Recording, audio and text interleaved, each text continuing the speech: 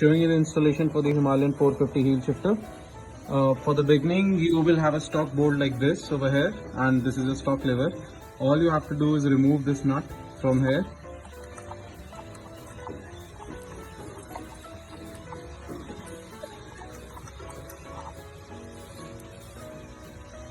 Once done, you just have to take out this particular stock lever and place it in a downward direction. Once done, now take a heel shifter and place it on top of it. Simply just snap it. All you have to do this, tighten the screw,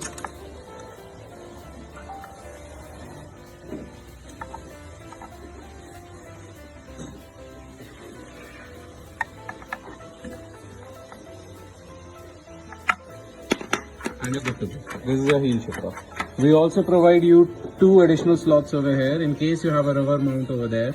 So you would want to ride it on a higher settings. You can place this particular nut over here, as well as in case if you wish to have it on a lower setting, you can place it on this end. That's it. Thank you.